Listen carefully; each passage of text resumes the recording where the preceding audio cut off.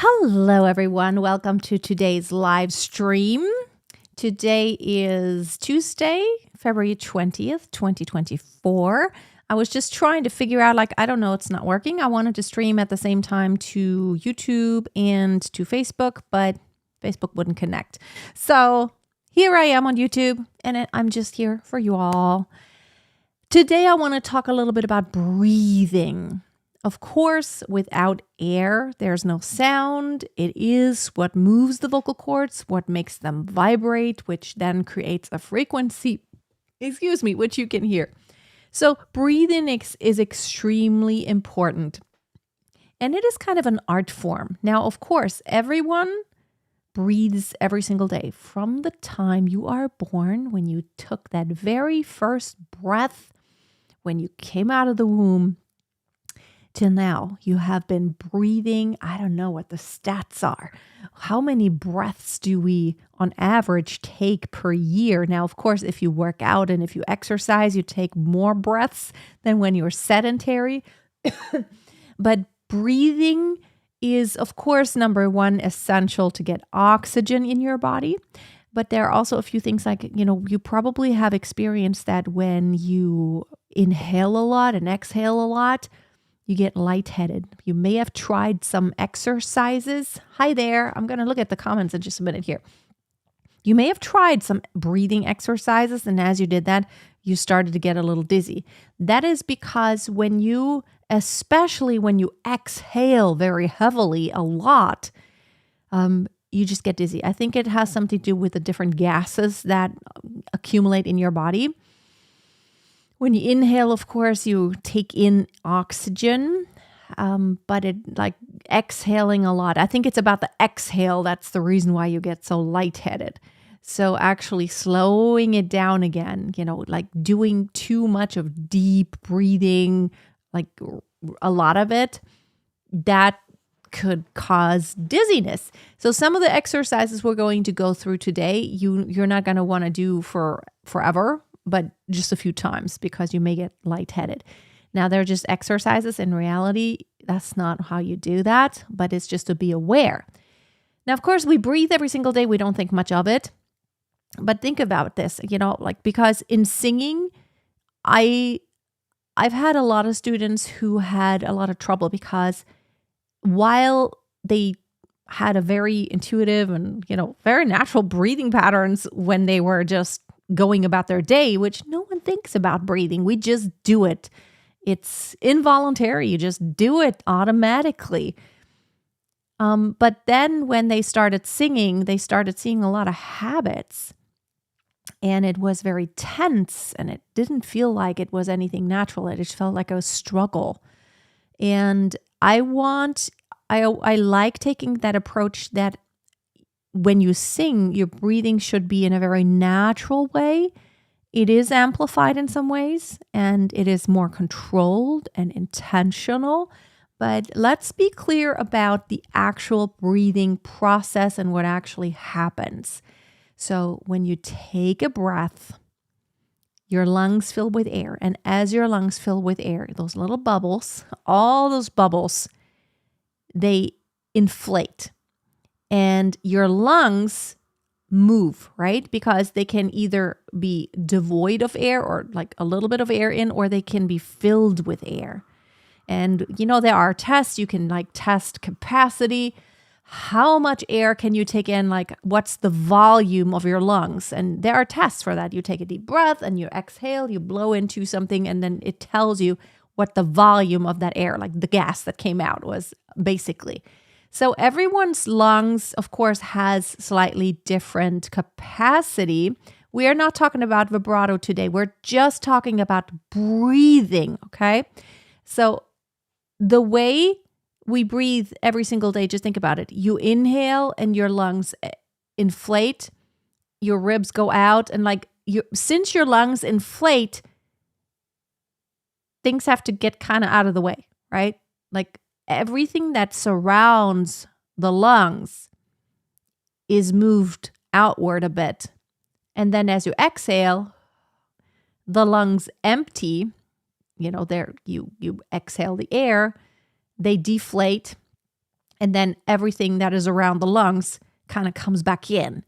And the diaphragm is a horizontal muscle that's right across here. And it's right below your lungs. So as you inhale, the diaphragm goes down. And as you exhale, the diaphragm comes up, it's very closely connected to the breathing mechanism. You need your diaphragm in order to breathe. It's the muscle that helps give space to the lungs and actually get the air inside of your body and get it back out. There's suction and then there's pressure outward when you exhale. Because of that, just remember that it's not just an in and out motion, it's also an up and down motion because your diaphragm, that horizontal muscle, literally moves down and up. So down when you inhale and up when you exhale. That's really important to know. So whenever you cough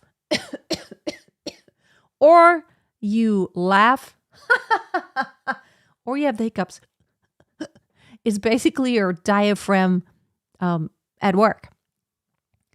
So that's where you feel your diaphragm. And that's why, whenever you laugh or you giggle or you cough, there's a lot of force in that because your diaphragm is really working and your core muscles. And the truth is your diaphragm never works on its own. It's always in connection with those core muscles. And where are the core muscles? They're not just in the front. Just remember the anatomy. And I should have actually had a graphic to pull up. I don't have one right now. But you know what it looks like. You have that 8-pack, basically. Really, there are 2 groups of 4. Then there's this is the upper layer that we can actually see also when we work out a lot and we don't have any fat. You could see all those muscles. But then there are the obliques. This is what helps, twist sideways and bend sideways. And then there are muscles in the back also that are equally important. They all work together. It's almost like the bicep and the tricep. They always work together. When you lift a weight, this is the motion where the bicep is at work, but the tricep stabilizes that motion. So in order to really make any movement, you always have to think about the muscle that's on the opposite side. So whenever you breathe, it's not just the front, it's not just the diaphragm, it's all around. So just keep this in mind. So when you inhale, basically those muscles give space to the lungs. So there is an outward movement when you inhale naturally because you make space. Just take a deep breath and it's like, you could see it in me already right here. But don't forget to think about that horizontal muscle also. And what I feel helps me when I sing is that image of that horizontal muscle that goes down when I inhale. It's like a syringe. I suck up the air, and then when I move outward, it goes back up, but it doesn't go just so. It doesn't just propel outward. There is a resistance because think of that syringe. If there's a very thin needle even attached to it, like you're getting a shot or something, you have to apply pressure because there's resistance. There's a small opening that you have to work hard to fit any air or to fit any liquid through there. So your vocal cords symbolize that needle on that syringe. And when they close nice and tightly, they don't let the air just escape with no resistance. This is when you have a really good balance. And that's something we're going to talk about more. It's that balance between the amount of vocal cord closure and the amount of pressure you apply to push the air outward as you exhale. Now, that is true. So when we don't use our vocal cords, basically there's no resistance. The trachea is all open, and what we do is just I could exhale full lungs in a second. the air can all escape, when everything is open. Now, when we apply a little bit of resistance, just think of a straw. This is what we call SOVT, semi-occluded vocal tract. Think of a very thin straw that you blow the air through. There's some resistance. It's not like the air flows freely, but it's also not to where you're halting the airflow. So and when you can feel, you have to apply more pressure from your core muscles from that level in order to get the air to be pushed through your vocal cords. In this case, it's not the vocal cords yet. It's just that resistance you're creating, like with a straw or something, or in this case with my lips. That's why lip trills can be helpful to be more aware of like an even support that doesn't wobble too much. So going,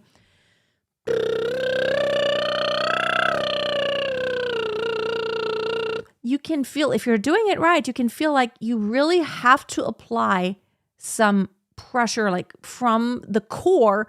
It has to be active in order to push the air outward through your trachea. It's not, the trachea is open all the time, but through your vocal cords, because now your lips create a resistance. Now, when we open that up, what do? In order to not lose the air very quickly, because we could go like, and I'm out of air, right? That's not what we want when we sing. Now I have to focus on good vocal cord closure. That's a whole other topic, but when the vocal cords close efficiently without a really large gap, and the higher you sing, the less gap exists. The smaller the gap becomes between those two vocal folds, which means the higher you sing, actually, the less air you need to use. A lot of times there's confusion. People think like, oh, when you sing really high, that must take a lot of breath. It's the opposite. It's the low pitches that create a much larger gap between the vocal cords because they're shorter and they vibrate really slowly. And when you sing high, they stretch, they come together very close, and there's just a tiny opening, so you need very little air. So when I sing high pitches, I could hang out there for a really long time, like so.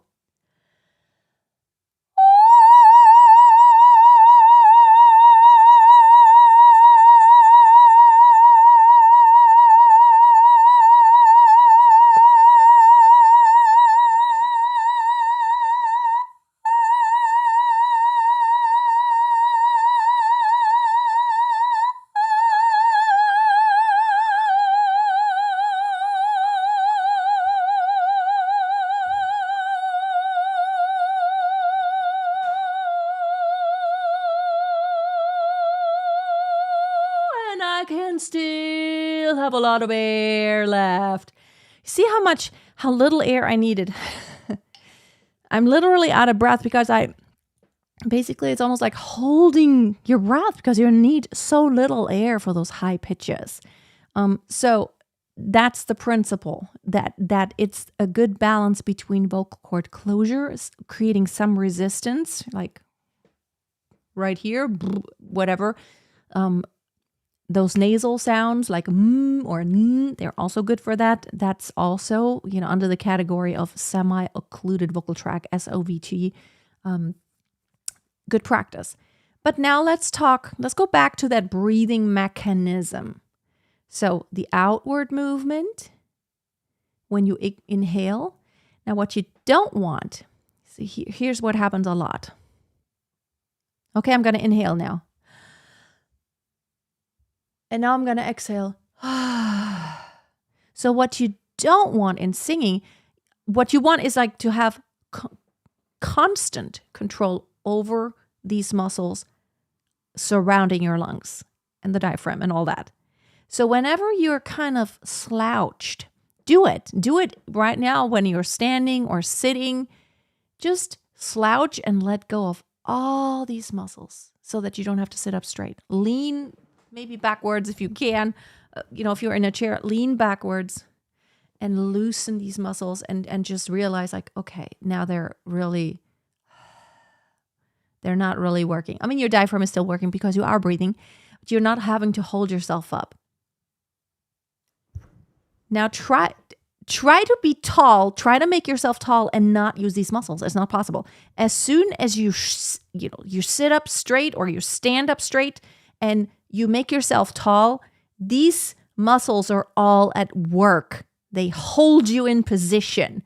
As soon as you let go of this tension right here, it's like, and try holding your air and then let go of this, but with the pipe open. Don't close that epiglottis, keep it open as if you were trying to pant. So it's like inhale. Now let loose. Air comes out. There's no way it's connected. So when you sing, you want to take in the air, expand all of that surrounds your lungs, get that diaphragm out of the way. It moves down automatically. There's nothing you have to do really. Take time to get all those muscles out of the way so they make space for the air to fill the lungs so that they can be inflated. Think of the lungs like a balloon. It wants to be blown up. And if you want a big balloon. And now in the exhalation process, you want to resist that urge to press the air out this way. You only want to press it, you want to think, oh my goodness, I just got through eating lunch. You want to think of it as the syringe moving up and resisting that urge to collapse inward too soon. As a matter of fact, anything that's like chest upward, you don't want to collapse at all. You want to resist. You want to make yourself tall. When you make yourself tall, even when you feel like you have no more air left in your lungs, you still engage these muscles a lot. As soon as you collapse, these muscles don't engage. And here's what's happened. You start wobbling. You start losing control over that end of that phrase and that pitch, and you're dying. I mean, the pitch dies. You don't die. The pitch dies. The tone dies. And you counteract that by staying lifted longer. But vocal cord closure, of course, is a very important aspect. Now, what we don't want in singing is this very rigid way of breathing of like, okay, now I have to breathe because there's a long phrase coming up. And it's like, oh, da, da, da, da, da. Oh no, I'm out of breath. That's horrible. Oh. Let me take a breath again. We don't want that. We want it to be natural, organic, and actually, we want breathing to feel good when we sing. So let's talk about this. When I practice with my students, I always hammer on this. It's so important to, when you practice, slow things down and take time to breathe. It's like 100% of the time, my students rush into everything. The exercise, the phrase coming up, they rush into it. They don't prepare the breath. It's literally, oh, now I'm singing. They don't take the time to actually slow down the process enough to where your brain registers all the steps involved with that lifting, that expansion, that diaphragm moving outward and the lungs filling with air and the air flowing through your throat into your lungs, through your trachea, also through your vocal cords, like they're open now, but take time. So the first exercise I'm going to show you today is literally just taking a slow, deep breath in the way that we've just established. Lift yourself. Good posture. Make sure your shoulders are not tense. Your arms are relaxed. You're not arching your back. You're just tall and you're standing in a very lifted, upright way. And now you take one slow, deep breath, and it should feel liberating. It should feel good, okay? And then just take a sigh outward. Just take those 2 or 3 seconds that it takes to take that slow inward breath, to slow it down enough to where you can register all of that movement and all the muscles involved. Don't rush in your practice. You want to slow it down first so that when you speed it up, you're still taking the correct, you have correct form. Like when you work out and work out with weights, you want to have good form. Only when you have good form can you advance to heavier weights in a healthy and sustainable way, and it actually yield the right results. And it's the same with singing. So again, posture is important. Get everything ready. Get your body ready, and then take that time to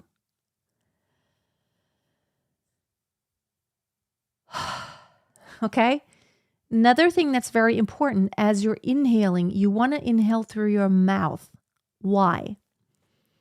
Well, number one, your nasal passages are a lot smaller than going through your mouth directly into your trachea. When you have to let the air go through your nasal passages, you have more resistance. So, number one, it's a slow way to take in a breath. When you have a cold, it's not possible. Like when you have when your nose is not open for breathing, if it's swollen inside, there's no way. So through your throat, always through your mouth.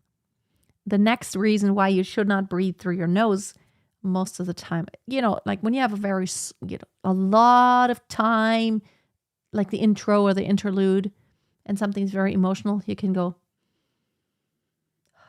and then you sing. But the nose is also, it's pretty noisy because it's small passages. I mean, it's a lot more noise than, see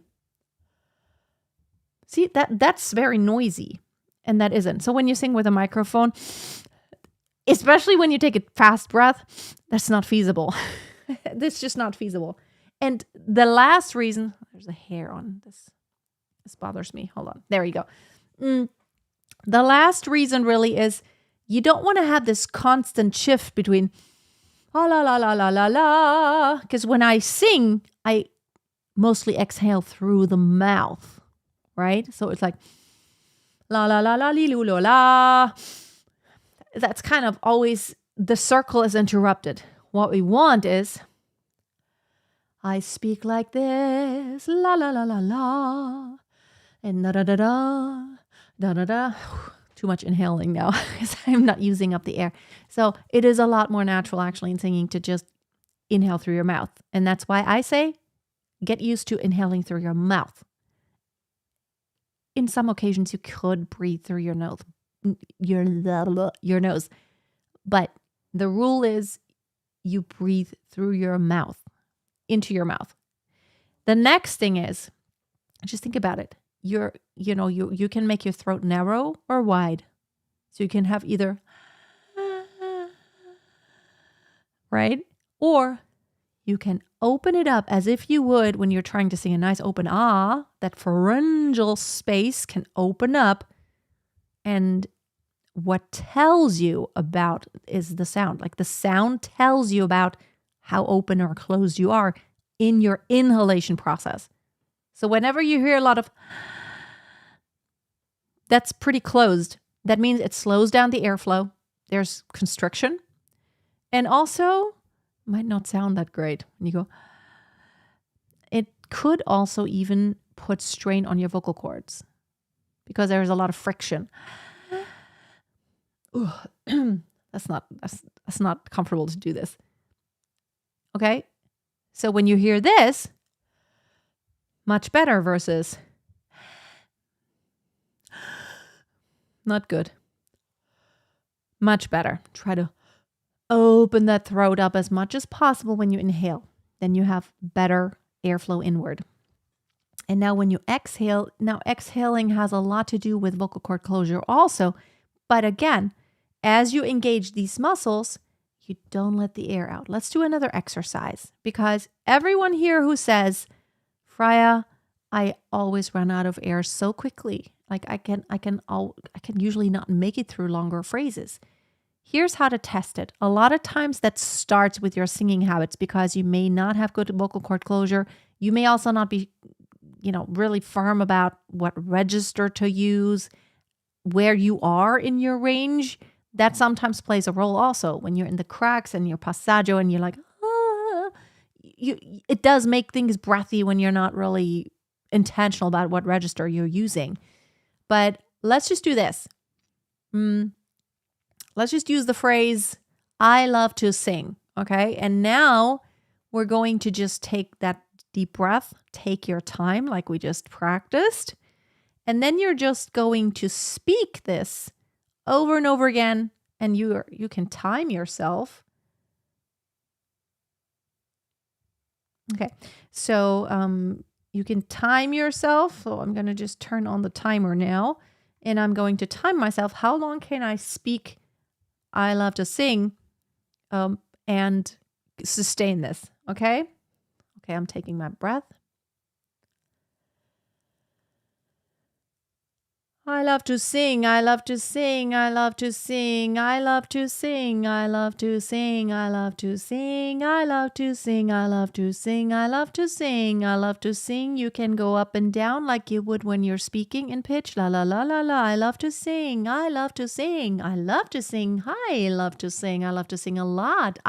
Totally love to sing. I so love to sing. Yay, yay, yay, yay, yay, yay. So pretty much like 28 seconds. I was pushing it though. Like at the end, I was really resisting not collapsing because I was feeling like I'm very much at the end. Those last 5 seconds, I was getting really toward the end and I could feel it that my lungs were about to be completely devoid of air.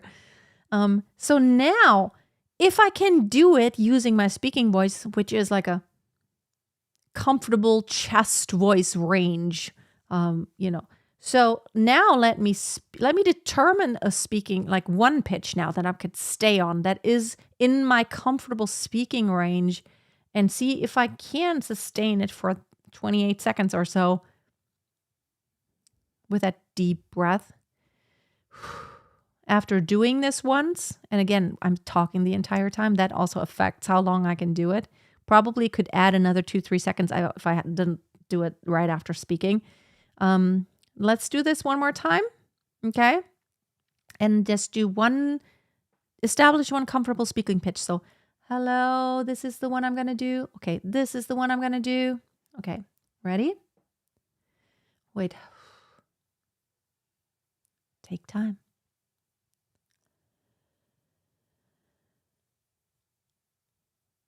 I love to sing, I love to sing, I love to sing, I love to sing, I love to sing, I love to sing, I love to sing, I love to sing, I love to sing, I love to sing, I love to sing, I love to sing, I love to sing, I love to sing, I love to sing, I love to sing.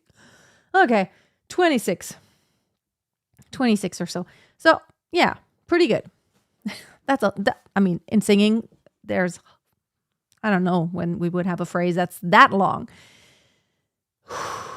And again, if I didn't speak and if I stood up, I probably could do it 2-3 seconds longer.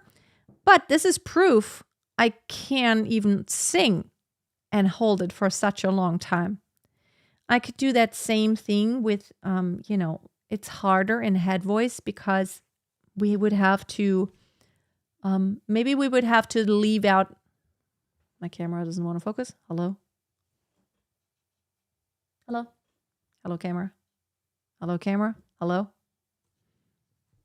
My camera is like, what is going on with my camera? Here we go. Here. We could do it in head voice, but we would have to leave out the nasal sounds because it's a lot harder to sing through the nasal sounds. So maybe we go do it on la, le, li, lo, lu. Let's try it in head voice. And if I'm right, I should actually be able to hold it longer. Well, for me, I'm efficient even when I do my chest voice, but let's check how long can I do it in my head voice on one pitch. I feel like just speaking it makes me out of breath.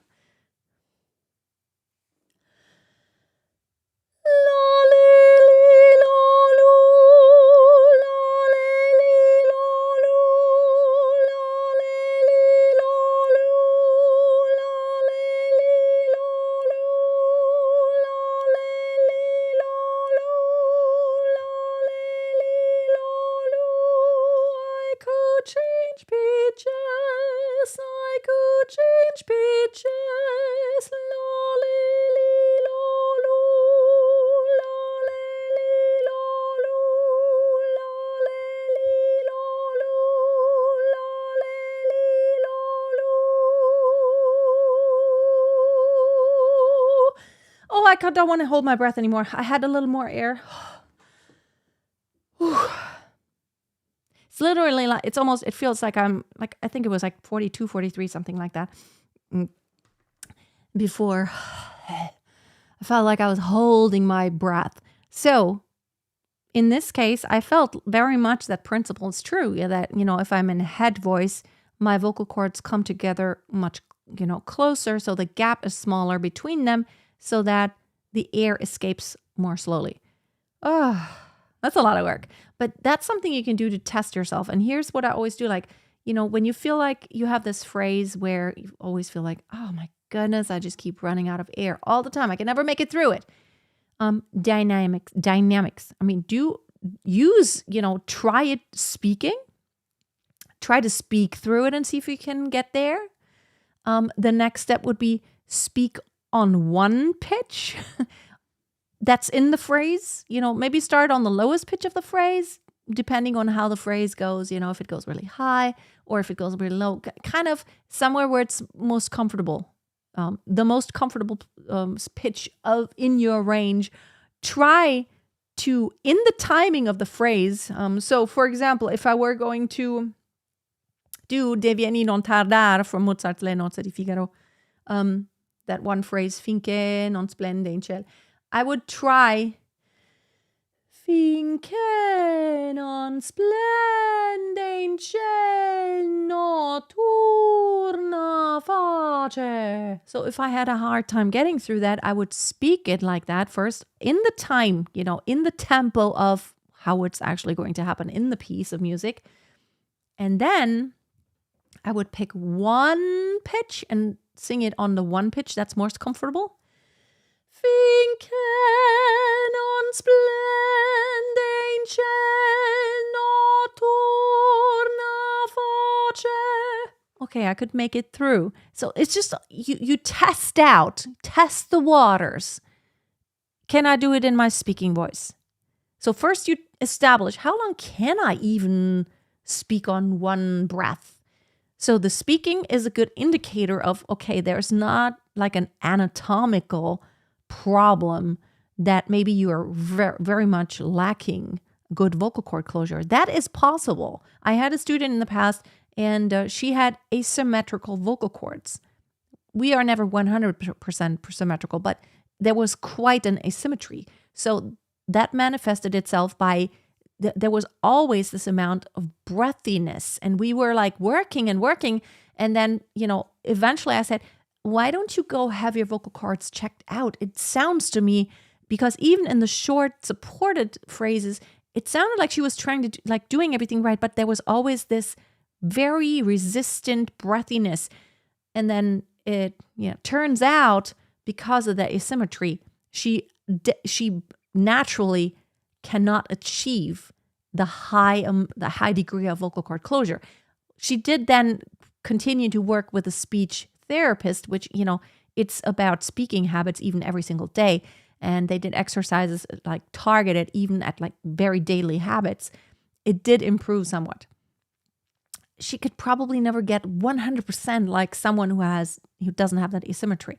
But again, like if you can do it in your speaking voice, that's an indicator, okay, basically your vocal cords can close and you can do it.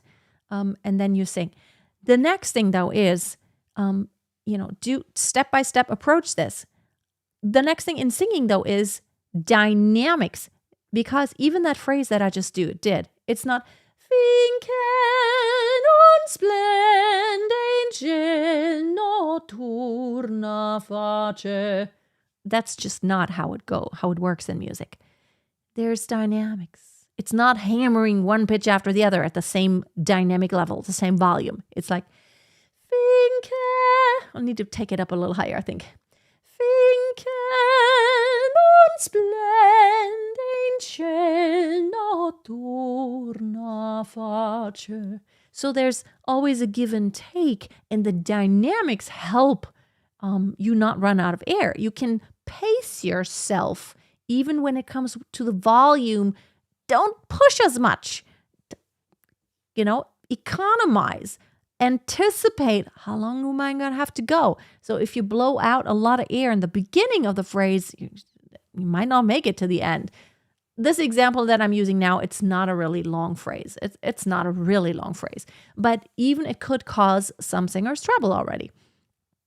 Okay. Make sure you slow down the process.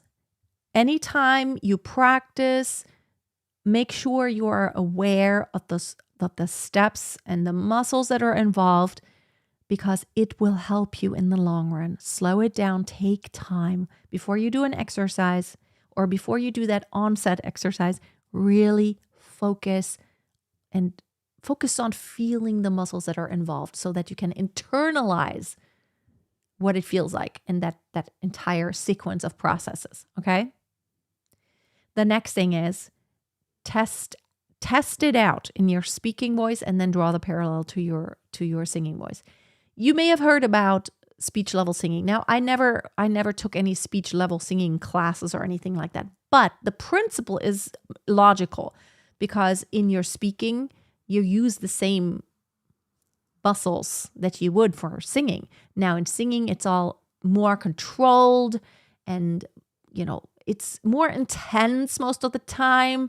And then there's vibrato, more dynamics. Well, that's not actually true.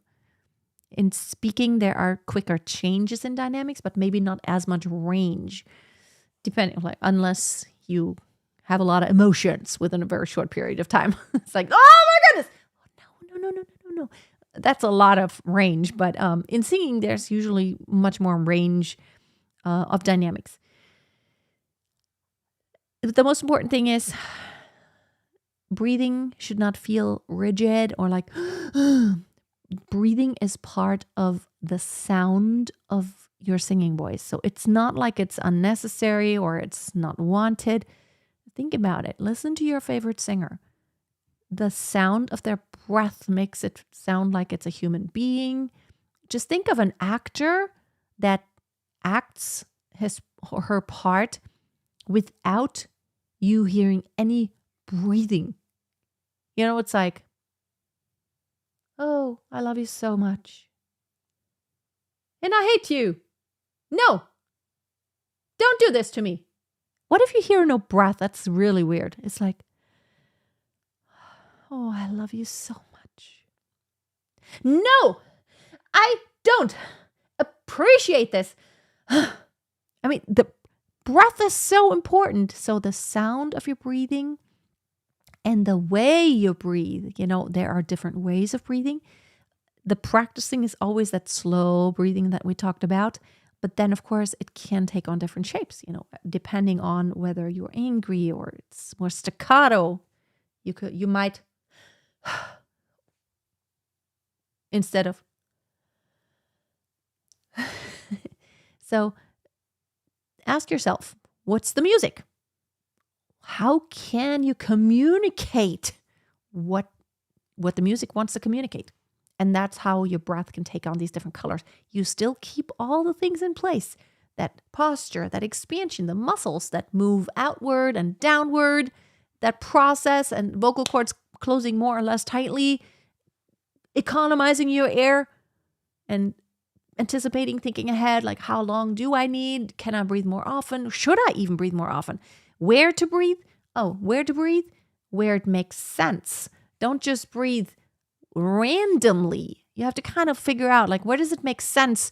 Like, if I spoke it, where would I breathe? We certainly don't always breathe at like where the bar comes, the bar line, right? We don't just breathe by bars. That's just not how music works. Music is across the bar. The bar is only to help us count. Yeah, 1, 2, 3, 4, 1, 2, to see where the downbeat is. It's a visual aid, but music doesn't work in bars. It's not like the end of the bar, like the one bar, it's like an entity, and at the end of the bar, it's always the end of something. It's a lot of times it's not. And the phrase doesn't usually end like when the bar hits. How did I say that? Like, from one bar to the next. It's just not, that is not what happens. So use dynamics in that way. Communicate your message and ask yourself, how should I breathe here? But always keeping all the things in place that I just talked about. Okay, any questions about breathing? Tanya, how can I learn to sing longer phrases of music without needing a breath? Yes, we just talked about it and you said it. Yes, that's what I want to be able to do. Yes, what I just showed, everything that I just showed. Try this sequence of exercises, starting with your speaking voice and then approaching the piece of music. And then ask yourself, is it a problem of the actual muscles of breathing? Or is it a problem on the level of the vocal cord closure? Or is it even a problem of you're not even pacing yourself? You're not anticipating. You're just starting the phrase without really thinking about it. You have to plan it out. Before you start singing, you have to plan out, how am I going to get through that phrase? How am I going to shape the phrase dynamically so that I can make it through? How can I pace myself? You have to do that before you take the breath, really, because the way you take your breath also determines how much air you're going to have until the end. Any other questions about? Yeah, we're only talking about breathing today. So if you have any questions just about breathing, okay? Okay. Yes, because that's the title of the video. A lot of people are going to watch this video after the live, and the title says The Art of Breathing. And so we want to make sure that everyone just gets the message about breathing. Oh, thank you so much. Lightseeker, you've improved a lot since finding my channel. That's awesome. Perfection is all relative, and I talked to my students yesterday. It's really not about having this end goal of being perfect, but it's all about enjoying the journey and discovering something new every single day about your voice that you may not have discovered, and questioning and challenging the way you do things and maybe reinventing. And as you experiment with your voice and with your breathing even, you might discover new aspects that you were not aware of before, of your voice, of your singing, of your body, sometimes your mind, sometimes your psychological stuff, that goes on. It's very important for singers, the psychological aspect. Very, very important. Have you ever met upon anyone who's lost the high pitch during... You mean as they were holding it? What do you mean now? I'm not sure. Julie, can you maybe rephrase your question? Like losing the high pitch as you're holding it? Yeah, that it could be because you're running out of breath, but it also could be because lack of support, or maybe what happened to me when I demonstrated that high pitch. Because it was so long in the beginning, my vocal cord stopped vibrating. I didn't have enough. I didn't focus on it enough. How do we know our vocal cords are closed? I mean, if they're not closed efficiently, you're going to hear that level of, listen, la versus la. Do you hear the difference? La, not much air sound. La, much more air sound. You hear that amount of air. Now, if you hear a lot of air, like so, la, that could be a problem. Especially, whenever you want to try to sing more intense and louder, you basically can't really unless you have good vocal cord closure. So trying to push your voice to be louder and higher and breathy at the same time without good closure could be very damaging for your voice. So la versus la. Hear the difference? You hear breathy sound, meaning there's air that moves without your vocal cords using that air to create that tone, that vibration of the pitch, that frequency. Let's see. Julie, have you ever met anyone who lost their high range because of pregnancy? My voice is now lower and I'm unable to do high pitches anymore. Are you currently pregnant or are you postpartum? Yeah, the voice can somewhat change. As women, we go through gigantic hormonal changes, like in puberty and in pregnancy and then later menopause. Men don't go through so much, and every month, men don't go through so much hormonal fluctuations. But as women, hormonal fluctuations can definitely affect your voice, and it can affect your voice in different ways. It will manifest in different ways for everyone. Maybe for someone, it becomes a little lower and darker. I feel like my speaking voice has somewhat become just slightly darker, maybe a little stronger. But I feel like my singing range hasn't really changed much throughout my life. But when I don't really believe you lose high pitches. Temporarily you might, because maybe your support muscles are a big part of that. And when you are pregnant, your support muscles, think about it. Normally, there's this much gap between those, the ab muscles. When you get pregnant, the gap goes from this much to this wide.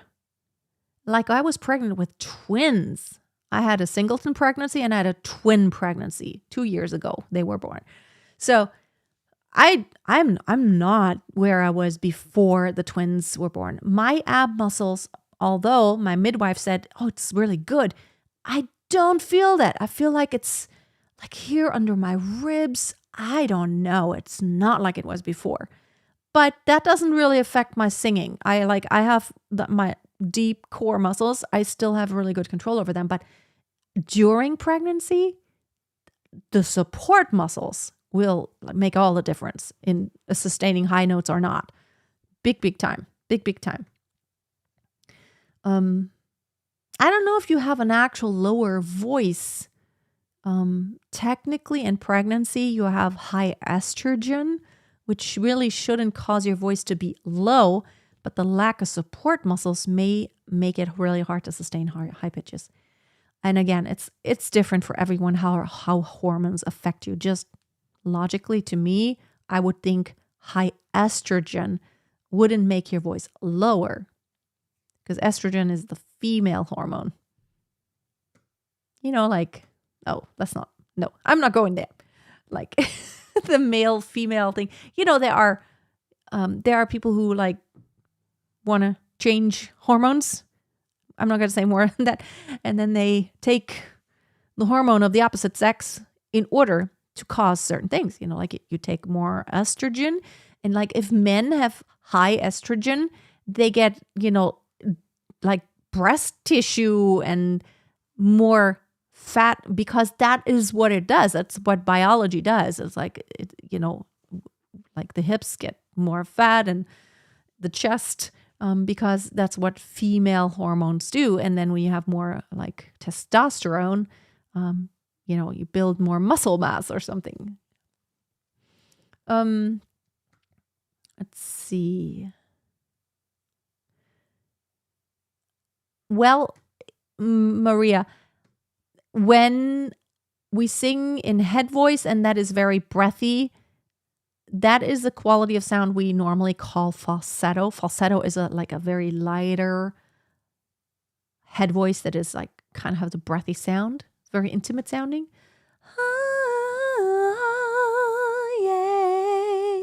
That's what we call falsetto. Yeah. But this is intentional. There is a big difference between having breathiness that's intentional or breathiness that is like we can't really get rid of it. And that could be a problem. You sing consistently with a high amount of breathiness and not good vocal cord closure, that could be very straining and potentially damaging if you're trying to like push it too hard. It feels like something is stopping me from making the notes, though I know in my mind what to do. Postpartum. Yeah. Again, I can't really diagnose exactly what's happening to your voice. I didn't hear your voice before. Like we would have to compare, like, do you have a recording from before and now after? And then we would have to diagnose, okay, did you change something in your approach when it comes to like just technique? Are you doing exactly the same? Or, sometimes we have to change some things in order to get similar results. How many months or how long postpartum are you? Like how old is your child? Because I am like now 2 years postpartum with the twins, or a little more than 2 years. They were born in January 2 years ago.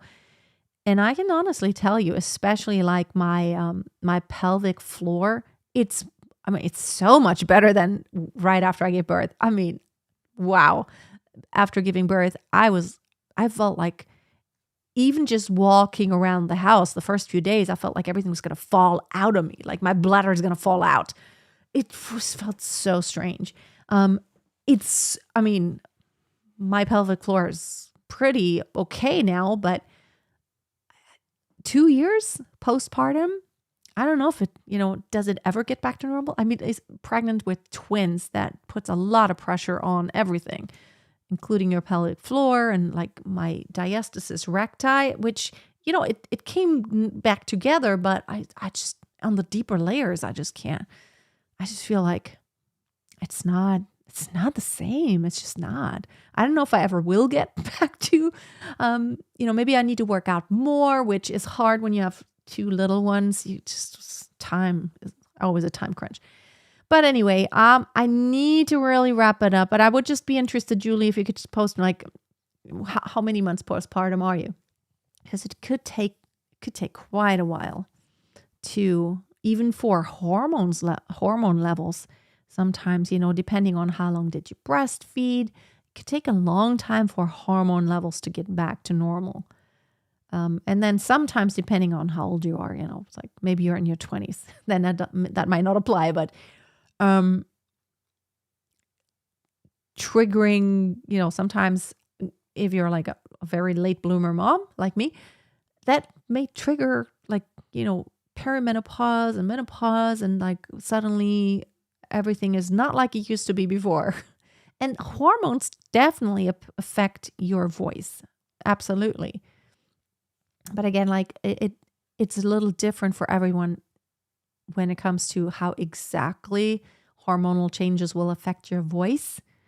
But again, I feel like we don't have to be in this situation where we feel like, oh, it's been 8 years. Okay. No. Okay. If your throat hurts when you sing after a little while, that has nothing to do with your hormones. That is a technical thing.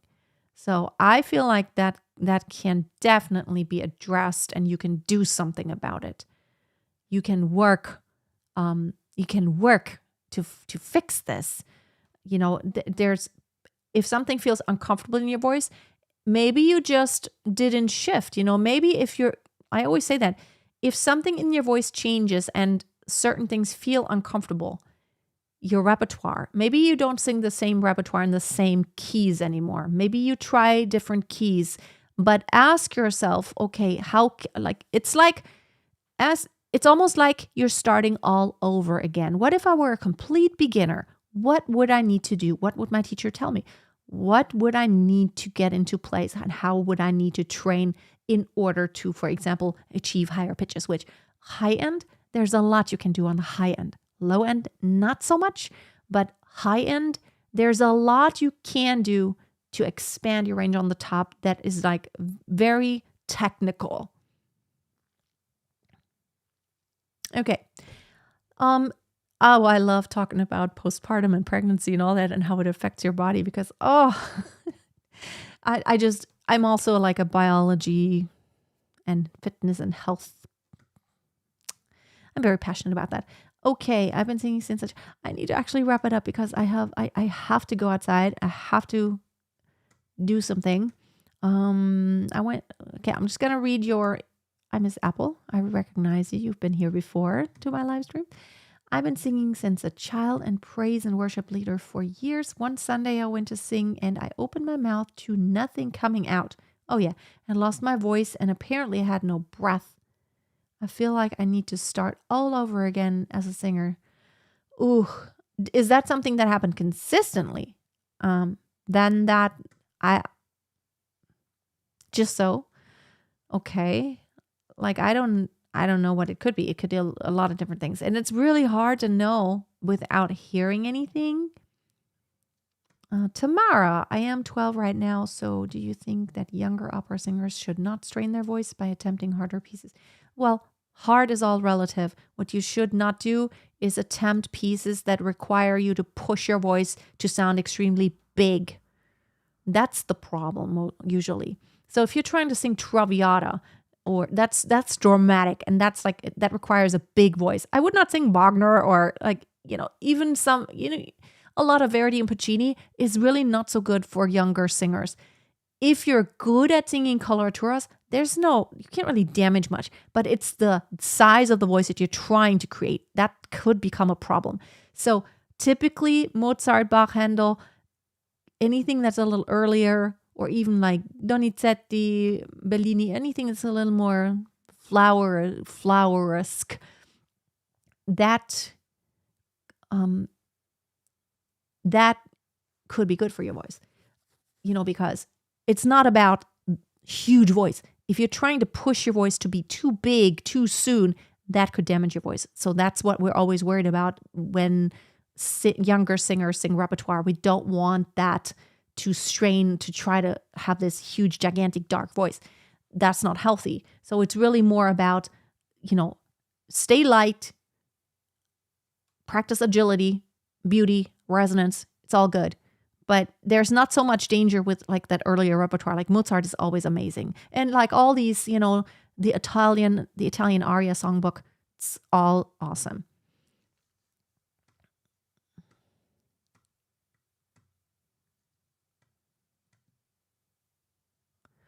Oh, okay. So you're pregnant. You were pregnant again, and you're now 5 months postpartum. Okay, yeah. Again, I feel like there's a lot you can do. Even when I was pregnant with my daughter, I remember like just 2 weeks before I gave birth, I sang a Handel concert. I sang all these coloratura arias. It was so difficult because my support muscles were like somewhere else. But with a lot of focus and technical savvy, I could still sing these things quite well. Yes. Yeah. And again, like if I heard your voice and then I would if I heard what happened, then I could diagnose, why your voice maybe didn't come out. But it's really hard to say now. Okay. I have got to wrap it up. Thank you everyone for hanging out. Thank you so much. It's been an hour. So I hope you're going to be here for one of my next live streams. I have another training, which, let's see. I have a free training coming up. Oh, I wish I could tell you the link now. I have a free training coming up on the 28th, and it's going to be all about stage fright. I think when you go to my website, you're going to see it's going to be on the top. Let me actually check real quick if it is, if my assistant has put it there yet. Let me check real quick. What have we got? What have we got here? Yep. You just go to masteryourvoice.tv, and on the very top, you can see this little button, register now, and it's about dealing with stage fright. And that's my next live, but you have to register for it. Alrighty. Thank you so much for hanging out today. I hope to see you next time. Bye-bye.